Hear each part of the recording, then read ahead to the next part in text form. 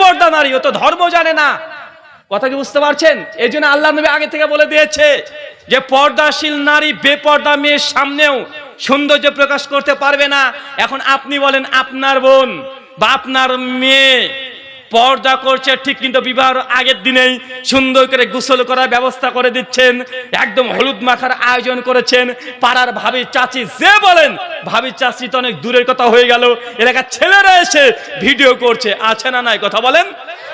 এই যে আল্লাহ নবী বললেন যে নিকাহ মিনাস সুন্নাতি, বিয়ে করা হচ্ছে সুন্নাত, বিয়ে করা ইবাদত। এটা যদি ইবাদত হয় তো আল্লাহকে প্রথমে বেজার করে নারাজ করে আপনার মেয়েকে পরে ঘরে পাঠাচ্ছেন। আপনার মেয়ে তালাক হবে না তো আমার মেয়ে তালাক হবে? বিয়ের প্রথমে আল্লাহকে নারাজ করে দিয়েছেন, বিয়ের প্রথমে আল্লাহকে অখুশি করে দিয়েছেন। বিয়েটা হচ্ছে বন্ধন, দুটা পরিবারের বন্ধন। বিয়েটা হচ্ছে আল্লাহর পক্ষ থেকে হচ্ছে, কিন্তু আল্লাহকে নারাজ করে দিয়ে মেয়েটিকে পাঠিয়ে দিচ্ছেন। এখন আপনার মেয়ের উপরে নির্যাতন শ্বশুরবাড়ির লোক করবেন তো কে করবে? কারণ আল্লাহকে বেজার করে দিয়ে, রবকে বেজার করে দিয়ে এই মেয়েটিকে অনেক সুখী থাকতে পারে না। তাই বিয়েতে যত আপনি নোংরামি করবেন আপনার সংসার, আপনার পরিবার তত ধ্বংসের দিকে যাবে। এটা বাস্তব, আপনি পৃথিবীতে দেখেন। যারাই বেশি ব্রহ্মণা প্রকাশ করে, হারাম ভাবে হারাম কার্যের সঙ্গে যুক্ত আছে, পরিবার কখনো শান্তিতে থাকে না। দেখেছেন নাকি? ইল্লা মাশাআল্লাহ কিছু কিছু জায়গা পরিবর্তন হতে পারে, কিন্তু অধিকাংশ জায়গায় আল্লাহ সুবহানাহু নিজাম এইভাবে পরিচালনা করে। আপনারা বিয়েতে সবচেয়ে আল্লাহকে বেশি নারাজ করা হয়, হয় কি হয় না? কেন? বিয়েতে মনের বাসনা বেশি আছে, একবারই তো বিয়ে করব। আচ্ছা, বিয়ে যখন করেন আপনাদের এলাকায় গেট ঘেরে সর্বনিম্ন ক টাকা? এখনো 500 টাকা যুগ আসেনি রে ভাই? 2000 টাকা চেয়ে বসে থাকে। কারা চাই? গেটে দাঁড়িয়ে থাকে কারা? হ্যাঁ, আরে বাবা দারুণ নাকি? মানে মেয়ে বাড়িতে যখন বর আসে গাড়ি নিয়ে, ওই গেটে কারা দাঁড়িয়ে থাকে? ছেলে মানুষ থাকে না, মেয়ে মানুষগুলো থাকে? ও, আপনারা একটু চেঞ্জ করেছেন, অন্য জায়গাতে মেয়েরা বেশি থাকে। মানে মেয়ের যত বান্ধবী আছে আর ওর যত বোনগুলো আছে, চাচাতো মামাতো খালাতো সব বোন, মানে বরের শালি, তাই তো? হ্যাঁ, এই এবার বিপদ, হানাফিদের মধ্যে মেয়ে থাকে আর আমাদের আহলুল হাদিসদের মধ্যে ছেলেরা থাকে। মানে আমরা অন্তত একটু হাদিস মেনে মেয়ে থেকে ছেলেতে এসেছি। তারপরে 5001 টাকা ওপরে লিখে দেওয়া আছে, দুই পক্ষ এসে মারামারি ঝামেলা, ফিতে কেটে ঢুকতে হবে, মিষ্টি খাওয়াতে হবে। ভাই বলেন তো এগুলো কি? এগুলো আনুষ্ঠানিকতা। বিয়ে যত সিম্পল হবে, কি বললাম, বিয়ে যত সাধারণভাবে বিয়ে হয়, বিড়ম্বনা প্রকাশ করে এগুলো থেকে বিরত থাকতে হবে। শুধুমাত্র বিয়েতে যত জায়গাতে আল্লাহকে যে নারাজ করা হয়, আমাদের ভারতবর্ষের রিপোর্ট বলছে শতকরা প্রায় বিয়ের পরে কমপক্ষে 38% পরিবার তারা ডিভোর্স হয়ে যায়। কত পার্সেন্ট? 38%। আর এখন মডার্ন যুগ হয়ে যাওয়ার কারণে এখন ডিভোর্সের সংখ্যা আস্তে আস্তে কমছে, লেকিন পরকীয়া বাড়ছে। কথা বুঝতে পারলেন না? বিয়ের সংখ্যা কি, ডিভোর্সের সংখ্যা ভারতে কমছে আস্তে আস্তে। কেন? কারণ আমরা মডার্ন হয়ে গেছি, যে না ডিভোর্স দিয়ে আবার অন্য জায়গায় যে গেলে আবার কি না হয়, তার চাইতে স্বামীর সঙ্গে যা হচ্ছে জানালা খুলে পাশের বাড়ির ভাবির সঙ্গে প্রেম চলছে। আছে না? কথা বলেন। আমাদের ইন্ডিয়ান রিপোর্ট, গোপন কিছু করার জায়গা নেই ভাই। এখন সোশ্যাল মিডিয়ার যুগ, টুক করে লিখলে সব কিছু খুঁজে পাওয়া যায়। এখন মানুষের চোখে ধুলো দিয়ে যাওয়ার জায়গা নাই। আপনার মনে কি চলছে এটা এখন পরীক্ষা করে দেখে নেওয়া যাবে।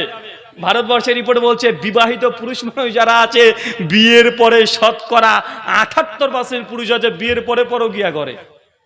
কত পার্সেন্ট? 78%। মানে বুঝেন, মানে 100 যদি এলাকায় যদি বিবাহিত পুরুষ থাকে, বিবাহিত পুরুষ বউ আছে ছেলেও আছে, 100টা যদি পুরুষ থাকে তার মধ্যে 78 জন বিয়ের পরে প্রেম করছে, আর একটা ভাবির সঙ্গে প্রেম করছে। এটা কি? এটা কোথাকার রিপোর্ট? এটা কোথাকার? এটা ইন্ডিয়ার রিপোর্ট। তো আপনি কি মনে করছেন ভালো মানুষ আপনি? 78%। এই জন্য আমি বলেছি বিবাহকে যতক্ষণ মুসলিম জাতি ইবাদত মনে না করছে ততক্ষণ পরিবার গঠন করা সম্ভব নয়।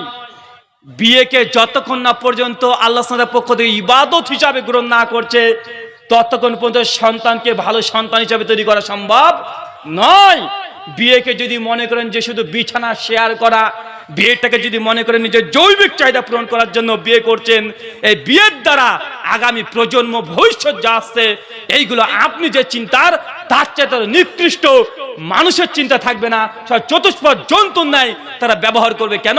বিয়েটাকে তারা মনে করছে শুধুমাত্র ফিজিক্যাল সম্পর্ক, যৌনতার সম্পর্কে, এটা ইবাদত হিসাবে পৃথিবীর কেউ বিশ্বাসও করে না।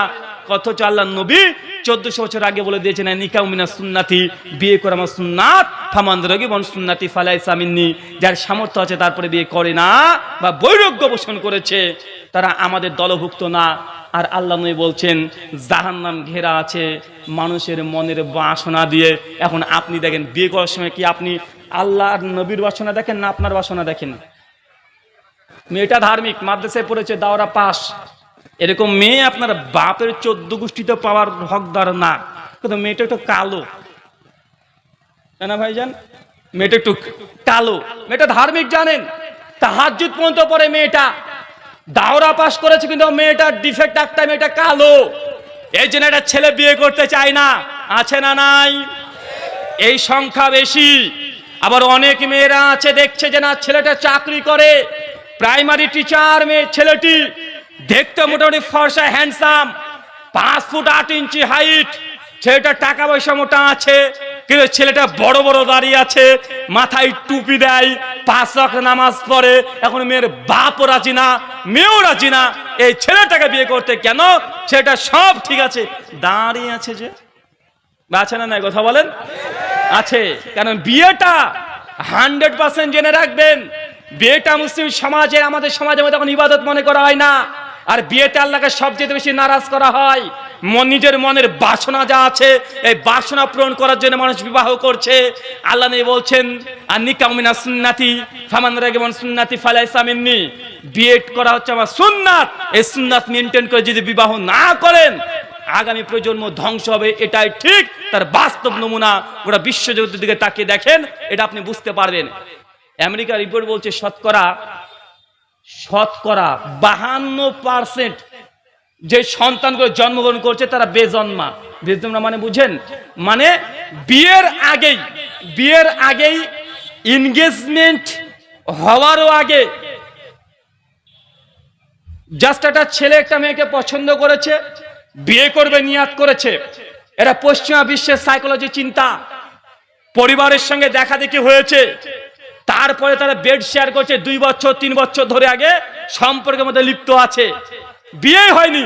কেন? তাদের চিন্তা আগে বিয়ে করে সারা জীবন কাটাতে পারবে, এর আগে 2 বছর আগে যেন ছেলে মেয়ে নিজেকে চিনতে পারে, এই জন্য তারা সম্পর্কে লিপ্ত হচ্ছে। যখন পেটে যখন বাচ্চা চলে আসছে, বাচ্চা হওয়ার পর মানে চলে আসছে 6-7 মাস বয়স, সেই সময়তে গেলা বিবাহ অনুষ্ঠান করা হচ্ছে। আছে না নাই? কথা বলেন। এটা আমাদের ইন্ডিয়াতে ঢুকে পড়েছে। এই সমস্যা ইন্ডিয়াতে ঢুকেছে কি ঢুকে নাই? ঢুকেছে। আপনি তো এই কাজটাই করেন। কেবল মেয়েটাকে পছন্দ হয়েছে দুজনের মধ্যে, মানে 2 পরিবার, দুজন বলছে হ্যাঁ বিয়ে দেওয়া যায়, এতটুক ডেট এখনো ফাইনাল হয়নি। তার আগে ছেলে মেয়ে যখন পছন্দ হয়ে গেছে, আপনি মোবাইল নাম্বারটা নিয়ে চলে এসেছেন, রাত দিন গল্প করছে। মেয়ের মা বলছে জামাই ফোন করেছে, এখনো বিয়ের ডেটই ঠিক হয়নি। আছে না নাই? কথা বলেন। আর যদি ডেট ঠিক হয়ে যায় তাহলে তো মনে করছি যে আরে বাপ রে বাপ, ডেট ঠিক হয়ে গেছে মানে এখন সবকিছু চলছে, পারলে ছেলে তার বাড়িতে গিয়ে এক রাত থেকে আসে। ভাই আছে না নাই? কথা বলেন।